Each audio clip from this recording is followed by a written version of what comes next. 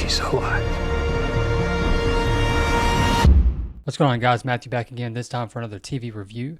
Today I'm going to be reviewing Severance, Season 2, Episode 9, titled The After Hours. Let's get into it.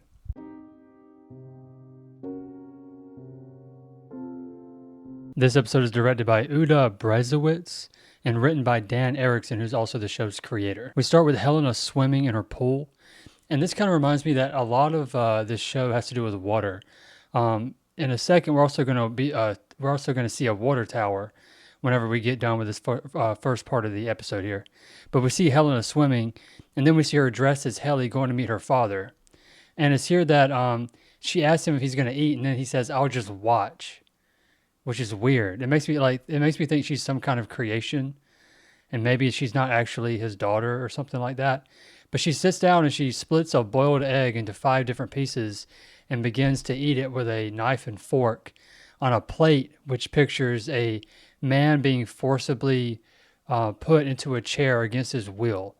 Very strange stuff there. I don't really know what any of that means, but it definitely could relate to Gemma's situation, how she's being forced into that floor of Lumen and she cannot escape. We then cut to, after the credits, Huang and Milchek are in that office where Haley first woke up in the first part of season 1. And then we see that she has graduated from the Wintertide Fellowship, and she gets the same statue that we saw that Cobell had in her basement that she received when she also graduated from Wintertide Fellowship. And she's forced to destroy her ring toss game with that statue. And I think that this maybe relates to the folly that has to be removed. If you remember a couple episodes ago, Milchek was looking at himself in the mirror, and he kept saying that you need to remove folly from your life. And I wonder if that game is something that represents folly or something that isn't business oriented. These people are almost designed to be robots. We then cut to Audi Dillon and his wife, where she tells him in the kitchen that she kissed his innie, and he gets real upset about it. And I was wondering if how realistic this was. I mean, obviously it depends on each individual, but I just feel like for me, if I found out that my wife kissed my innie self, I don't think I would be mad at her. I think I would be more like, well, what is he like? Why is that? And then she even says that he reminds me of your old self. I feel like, and again, who knows? Nobody's really been in this situation, but I feel like I would be a little more reflective and be like, okay, well, what is this guy doing? How is he acting? And how can I be my old self again? We then see Audi Irv arrive home, and we see a dog, and I'm still not sure if, I cannot remember if this is his dog or Bert's dog, but the dog is just sitting there staring at another room where Bert is sitting, looking at some papers that he's found at Irv's place, discussing Bert and his relationship to Lumen. And it's here that Bert is very threatening, and he offers Irv a ride, and we think that he's probably going to have Irv killed. We then cut back to Lumen, where the dentist, I still don't know his name, but I'm still going to refer to him as the dentist. He still has that bandage on his head for where Gemma hit him with, I think it was that book. Or no, it was actually the chair. And he's watching Gemma, and he's looking at the progress of Cold Harbor, and it still sits at 96%. He calls Drummond and lets him know that it's not moving, and Drummond says that Mark's not at work yet. We then see that Helly arrives, and nobody's there. She has to turn on the lights herself. And from there, we cut to Mark and Devin in their car while they're on their way to some remote location, and they're still planning to meet Cobell. I still do not understand why Devin trusts Cobell unless there's some information that Devin has that we are not really privy to at the moment. We then go back to Helly, who wants to know where Mark is. She kind of barges into Milchek's office and asks where Mark is, and it's here that Helly kind of accepts that she's Helena Egan. She tries to use that against Milchek and kind of puts it in his face that she's actually his superior. We then cut back to Gretchen, who's Dylan's wife, and she's with Innie Dillon now at Lumen. And Gretchen informs him that she won't be able to see him anymore because she doesn't want to risk Audi Dillon getting more upset and maybe quitting the job. Dylan's really upset about this, and he talks to Helly, and he even makes her feel bad because he reminds her that she's no different from her Audi because Mark couldn't even tell. Mark and Devin then finally meet Cobell, and Mark is obviously upset, as anyone would be in this situation. But Cobell asks him to call Milchek, and then as he's arguing with his sister, she keeps kind of glancing around like she's up to something. almost like she's observing his behavior and she's kind of satisfied by it. I don't know. I'm very excited for the season finale to see what exactly Cold Harbor is and what is going on with Mark. We come back to Lumen where Helly is decides to go and get those instructions that Irv left that was behind the poster that he left it behind. And we see Dylan walking around the hallways and he finally decides that screw this place, I'm going to quit.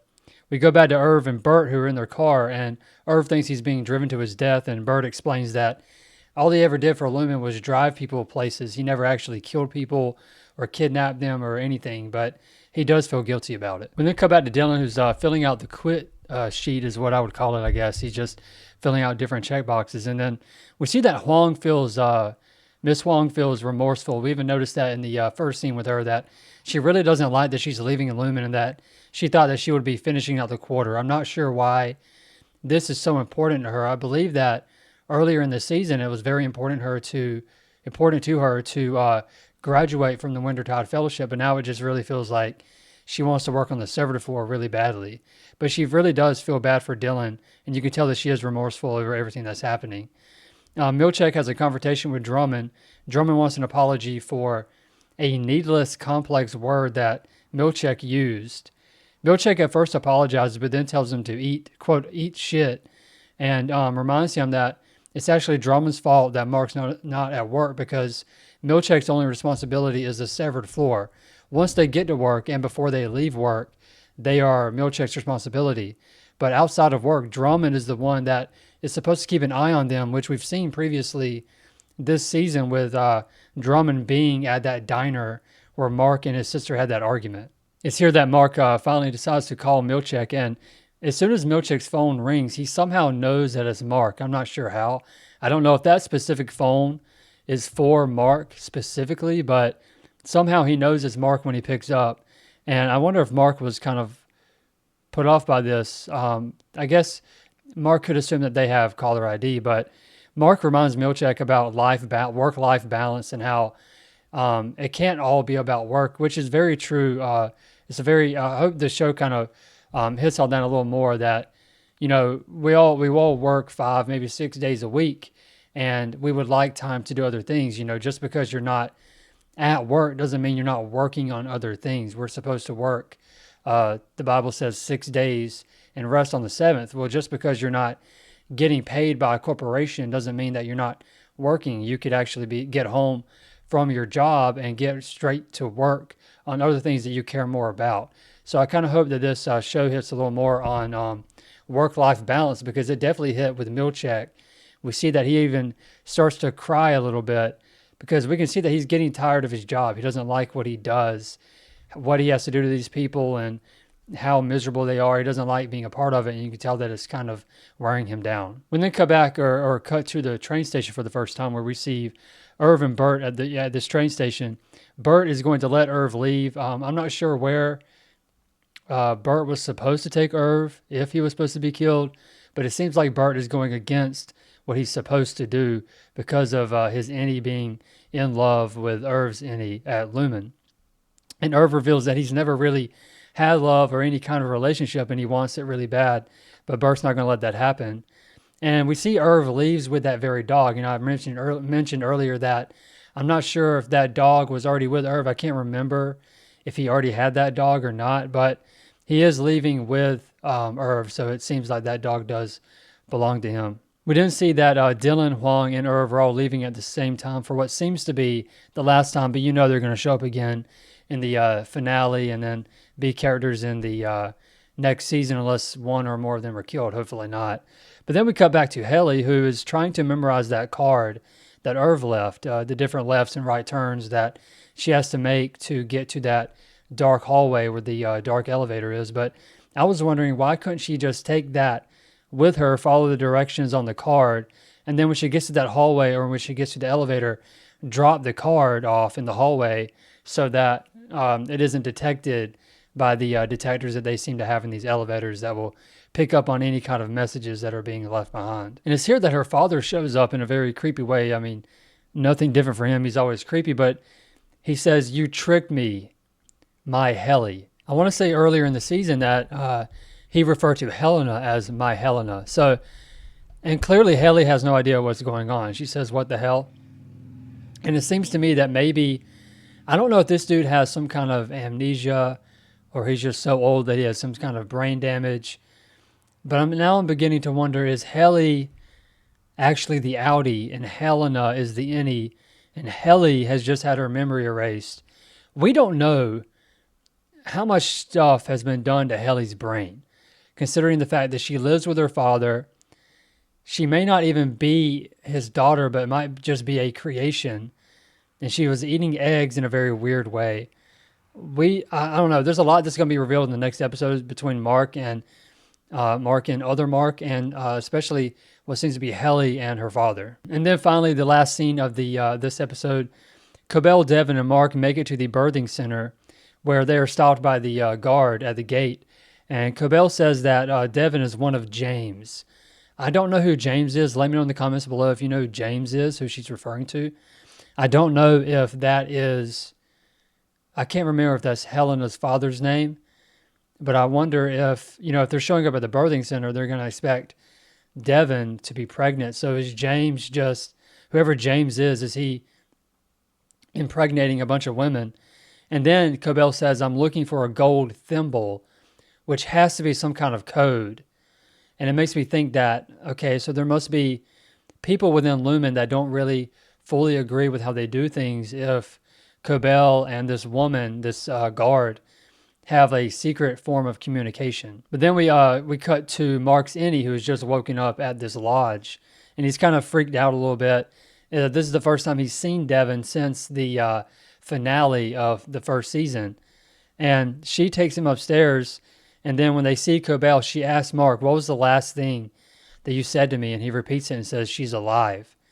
And then the episode ends, and if you watch the behind the scenes, you find out that what's about to happen is Cobell's going to do whatever she can, whatever she has the power to do, to have innie Mark and outie Mark actually have a conversation with each other, which is going to be very interesting, and I can't wait to see that. But anyway, guys, that is episode 9 of this season of Severance, titled The After Hours.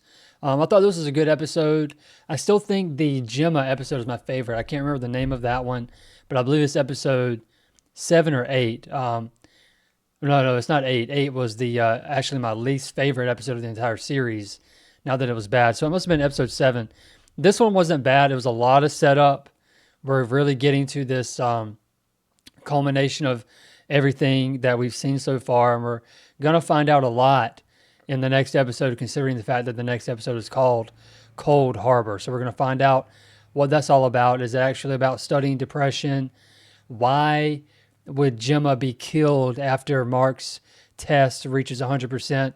We're hopefully going to find out all those things, but I also think that we're going to have a terrible cliffhanger like we did last season, and then we're going to have to wait another year. But guys, let me know if I missed anything in the comments below. What do you agree with me on? What do you disagree with me on? Hit that like button, please. Subscribe, and we'll catch you guys next time. Take it easy.